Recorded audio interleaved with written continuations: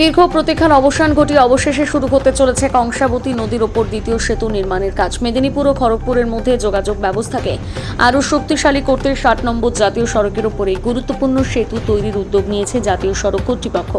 আগামী 10 দিনের মধ্যে আনুষ্ঠানিকভাবে শুরু হবে নির্মাণ কাজ বলে জানা গিয়েছে।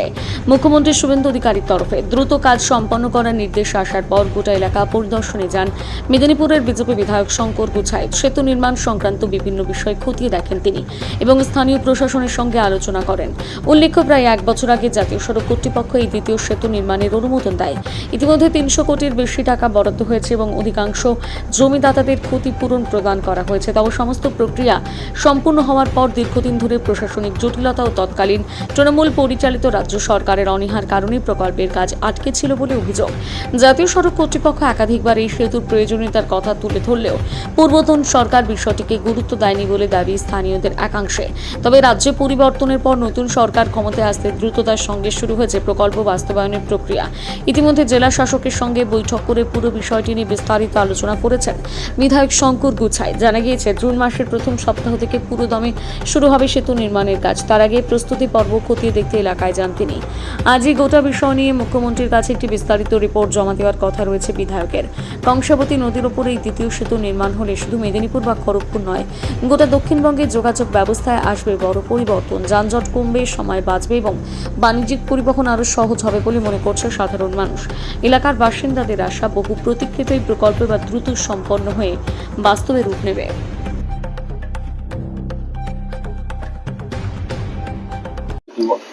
দেখুন, আপনারা জানেন যে কংসাবতী ব্রিজ, সেকেন্ড ব্রিজ, তার কাজ করার জন্য national highway minister, central government মাননীয় নীতিন গডকরিজির অফিস থেকে নীতিনজি নিজে টুইট করে জানিয়েছেন যে 304 কোটি টাকা স্যাংশন করা হয়েছে। প্রায় 1 বছর হয়ে গেছে, সময় আরো বেশি সময় অতিক্রান্ত হয়েছে। কিন্তু তৎকালীন সরকার, রাজ্য সরকারের যে অনীহা, তৃণমূল সরকারের যে সেন্ট্রাল গভর্নমেন্টের যে প্রজেক্টকে আটকে দেওয়ার যে প্রয়াস সব জায়গাতে করেছে, এখানেও তার ব্যতিক্রম নয়। সেজন্য এই প্রজেক্টকে আটকে দিয়েছে। বারবার সাধারণ মানুষকে হেনস্থা করা হয়েছে, গাড়ি ছাড়া হয়নি, পণ্যবাহী গাড়ি, সবজি গাড়ি, মাছ গাড়ি, ওষুধ গাড়িকে আটকে দেওয়া হয়েছে। ব্রিজে যখন তখন জ্যাম হয় এবং ব্রিজটা অত্যন্ত করুণ অবস্থায় আছে, যে কোনো সময় ভেঙে গেলে সাধারণ মানুষের প্রাণহানি ঘটতে পারে।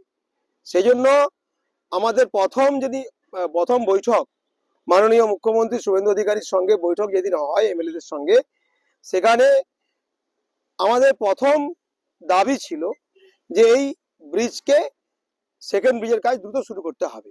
সেই মতো মাননীয় মুখ্যমন্ত্রী শুভেন্দু অধিকারী মহাশয় এবং ওই ডিপার্টমেন্টের সিএমও তাদের নির্দেশ মতো উদ্যোগে কম্পেনসেশন বা ক্ষতিপূরণ অলরেডি 35 প্রায় পেয়ে গেছেন। আরো আমি বলেছি যাদের পায়নি তাদের তালিকা হয়ে গেছে, সম্ভবত 15 বা 20 জন। সেটাও 2-1 দিনের মধ্যে টাকা ঢুকে যাবে। এবং বাকি কিছু জন আছেন যাদের কোনো কিছু ডকুমেন্টস বা তথ্য নেই, তাদেরকে বলেছি মানবিক দৃষ্টিভঙ্গি নিয়ে তাদেরকে ব্রিজ হওয়ার পরে পুনর্বাসন করে দেওয়ার ব্যবস্থা নতুন সরকার করবে। অর্থাৎ জমি যারা ঘর পড়ছে তাদের কোনো সমস্যা নেই। বাজার কমিটির সভাপতি সম্পাদক আমার সঙ্গেই আছেন, তাদের কোনো প্রবলেম নেই। কিন্তু তৎকালীন সরকারের যে অনীহা, যারা মানুষের কাজকে আটকে দেওয়ার প্রয়াস বারবার করেন, তাদের জন্য এই কাজ আটকে ছিল। আগামী কয়েকদিনের মধ্যেই, দিন 10-এর মধ্যেই কাজ শুরু হয়ে যাবে এবং অত্যাধুনিক পদ্ধতিতে, উড়ালপুল টাইপের একটা অত্যাধুনিক প্রযুক্তির মধ্য দিয়ে এই সেকেন্ড কংসাবতী ব্রিজের কাজ দ্রুত শুরু হবে। সেই জন্য আজকে আমি সেই সমস্ত মানুষদেরকে শ্রদ্ধা জানালাম, প্রণাম জানালাম, মালা দিয়ে বরণ করলাম যে আপনারা যেভাবে সহযোগিতার হাত প্রথম দিন থেকে বাড়িয়ে দিয়েছেন এই সরকারের কাজের জন্য, সেজন্য আপনারা ধন্যবাদ পাওয়ার যোগ্য, আপনারা প্রণাম পাওয়ার যোগ্য। সেজন্য একজন এমএলএ হিসাবে, বিধায়ক হিসাবে, কারণ এই ব্রিজ হচ্ছে মেদিনীপুর খড়গপুরের সংযোগস্থল এবং পুরোপুরি যদি ব্রিজ ভেঙে যায় জনবল বিচ্ছিন্ন হয়ে যাবে, অত্যাধুনিক জিনিসপত্র, ইমার্জেন্সি জিনিসপত্র সব বন্ধ হয়ে যাবে। সেই জন্য আমি এসেছি যে মানুষকে প্রণাম এবং ধন্যবাদ জানাতে, যে আপনারা সহযোগিতা করুন। নতুন সরকার আপনার সাথে আছে, অনারেবল ডিএম তার নির্দেশ মতো, সরকার নির্দেশ মতো দ্রুত এই সেকেন্ড ব্রিজের কাজ শুরু করবেন। কতজন আছে এখানে? 10 দিনের মধ্যেই আশা করছি কাজ শুরু হয়ে যাবে। কতজন আছে এখানে? এখানে 35 জনের অলরেডি পয়সা পেয়ে গেছেন অ্যাকাউন্টে, কেন্দ্র সরকারের টাকা। বাকি 15-16 জন 2-1 দিনের মধ্যে টাকা অ্যাকাউন্টে পেয়ে যাবেন।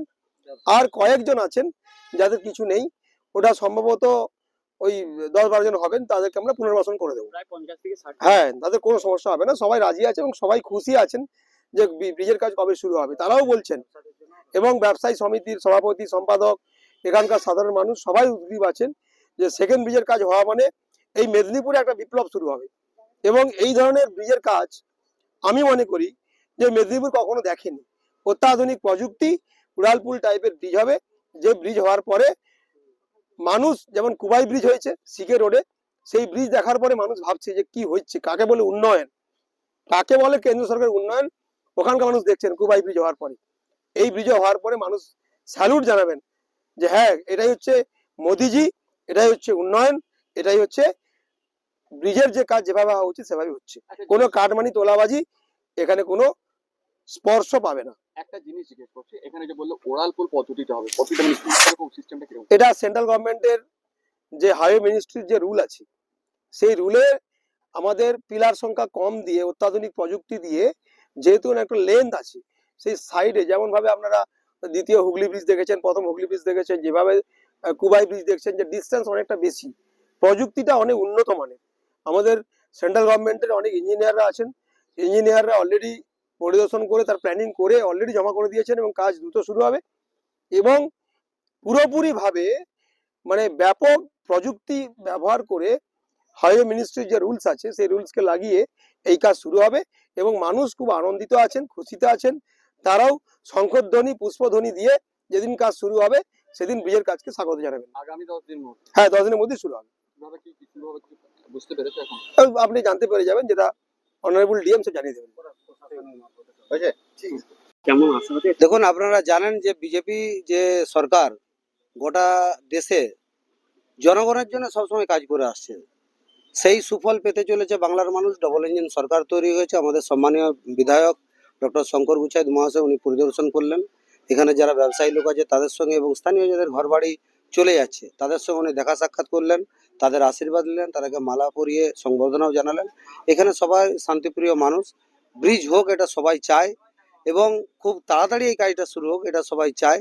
আর দীর্ঘদিন আগেই, প্রায় মাস দুয়েক আগেই কেন্দ্র সরকার থেকে আমাদের যারা এখানে সাফার করছেন, যেসব ব্যবসায়ীরা, যেসব সাধারণ মানুষরা, গৃহহীন মানুষরা, তাদের অ্যাকাউন্টে টাকা পাঠিয়ে দিয়েছে। আর কিছু টাকা বিধায়কজি বললেন যে কিছু টাকা এখনো বাকি আছে, সেটা কিছুদিনের মধ্যে ডিএম সাহেব মারফত সেই টাকা অলরেডি অ্যাকাউন্টে চলে আসবে। আর আমরাও চাই কাজটা তাড়াতাড়ি অগ্রগতি হলে সাধারণ মানুষের জীবনযাপনে অনেকটি ভালো হবে। সবাই এই ব্রিজ কতটা প্রয়োজনীয় আছে বলে আপনি মনে করেন? আপনারা দেখে বুঝতে পারছেন যে এই ব্রিজের কি অবস্থা। যে কংসাবতী ব্রিজের যে বীরেন্দ্র শাসমল যে ব্রিজ, তার অবস্থা একবারে ভঙ্গুর অবস্থা। মানে যে কোনো টাইম ভেঙে যেতে পারে, যে কোনো টাইম একটি দুর্ঘটনা ঘটতে পারে। তার কারণ একটাই যে তৎকালীন যে সরকার ছিল সে কোনো বাধা নিয়ম মানতো না। সমস্ত গাড়িকে এখানে বোর্ড দিয়ে দিয়েছে 35 টন 25 টন, কিন্তু সেসব বাধা নিয়ম কোনো রকমই মানা হতো না। তার জন্য ব্রিজের কন্ডিশন আরো খারাপ হয়ে গেছে। আমরা চাই যাতে না মানুষের কোনো বিপদ ঘটে, মানুষ যাতে না অশান্তির মধ্যে ভোগে। তার মানে তাই- এবার সুফল পাবে। অবশ্যই একবারে সুফল পাবে, একবার কনফার্ম। ডবল ইঞ্জিনের সরকার আসছে মানে মানুষের মুখে হাসি ফুটবে, এটা বাস্তব একবার। আপনার নাম? আমার নাম বুদ্ধদেব পলবল, এই মাছকাতুরের একজন স্থায়ী বাসিন্দা, ব্যবসায়ী। এটাই বলতে সরকার যেটা আশ্বাস দিয়েছে যে জায়গা দিবে, টাকা দিবে, ঠিক আছে, বাড়ি করার জন্য জায়গা দিয়ে দিবে আর টাকাও দিবে। তো সেটা সরকার দিবে না দিবে সেটা তো আমরা তো বলতে পারছি না। আশ্বাস দিয়েছে এটাই যে জায়গাও দিবে আর বাড়ি করার জন্য টাকাও দেবে। কত বছর ধরে আছে এখানে আছি আমরা কত বছর, 54 বছর। মানে এই ব্রিজ ভাঙা আগে থেকেই, মানে ব্রিজ বন্ধ হওয়ার আগে থেকেই আমরা বসবাস করে আছি। আজকে এমএলএ এসছে, এমএলএ এসে বললো 10 দিনের মধ্যে কাজ আরম্ভ হবে, কিন্তু তখন ভেঙে দিবে। আপনারা থাকবেন কোথায় সেই কিছু বলেছে? না, সেটা তো কিছু বললো নাই এমএলএ সাহেব। আপনার পরিবার নিয়ে কোথায় যাবেন, কি করবেন, সেই সংসার কিভাবে চালাবেন, সেই ওসব কিছু বলেনি। আপনাদের চিন্তা ভাবনা? আর চিন্তা ভাবনা এর মধ্যে আর কি বলবো বলো। দুশ্চিন্তায় আছে। দুশ্চিন্তা পুরা একদম। আপনার নাম? সুভাষ দোলে, এই জায়গাটার নাম? মোহনপুর, মাতকাতপুর। এখন ব্যাপার হচ্ছে কিছু কিছু আমরা পেয়েছি আর কিছু কিছু লোক বাকি আছে, যার জন্য ওকে জজ থেকে আনা হয়েছিল। এরপরে যে এখন মেন সমস্যা একটা দাঁড়িয়েছে যে আমরা এই মানে ক্ষতিপূরণ পেয়েও যে থাকবো কোথায়, এটাই হচ্ছে আপনার মেন সমস্যা, বুঝতে পারছেন? যার জন্য আপনারা সবাই দেখবেন কোথায় থাকে না থাকে মানুষগুলা, কেন এই বাচ্চা কাচ্চা নিয়ে কোথায় যাবো? আপনি না জায়গার ব্যবস্থা করে দিলে পরে আপনি দিয়ে দিচ্ছেন টাকা, অ্যাকাউন্টে পাঠিয়ে দিচ্ছেন, এবার আমরা সেটা তুলে কি মানে কোথায় জায়গা দেখবো? আপনারা সেটা সহযোগিতা করুন, সেটা করছেন দেখুন। এই হচ্ছে আমার মেন কথা, যে ছেলেপেলে নিয়ে যাবো কোথায় ছেলে? দুশ্চিন্তায় আছে। দুশ্চিন্তা, হ্যাঁ, চিন্তা মানে বিশাল দুশ্চিন্তা। এই যে আসে এসে যে মানে মানে এই সান্ত্বনা যে আপনার দিকে যথেষ্ট ঠিক আছে, কোনোটাই বার কিন্তু আসেনি কেউ। কোথায় থাকবেন কি থাকবেন সেই তো চিন্তা, কিন্তু এমএলএ সাহেব কি কিছু বলে গেছেন যে আপনারা এখন আপাতত কোথায় থাকবেন, কি সেই আশ্বাস কি দিয়েছে? না না, জায়গার ব্যাপার কিছু বলেনি, কিন্তু যে আমি যে টাকাগুলো আপনারা পাবেন সেই ব্যবস্থা করছি, এবং যেগুলো পেয়েছেন সেগুলো অনেক লোককে সমর্থন জানিয়েছি। হ্যাঁ, কিন্তু এখন আমার কাছে কথা হচ্ছে কি যে আমি আজকে ছেলে পেলে নিয়ে যাবো কোথায়? এই জনসাধারণ সবাই বলবে আজকে আমার ঘরটা ভেঙে গেল, আমাকে একটা জায়গা দাও, দেখিয়ে দাও, এখানে তোমরা তো সব করতে পারো, টাকা দিতে পারো, সব কিছু করতে পারো, তো এই জায়গাটাকে দেখাতে পারবেন নি? এইটা হচ্ছে আমার বক্তব্য আর কি। আজকাল আপনার নাম? আমার নাম মদন রায়, মাতকাতপুর বাড়ি। কত বছর আছে? আমি প্রায় 60 হচ্ছে। 60 বছর। হ্যাঁ।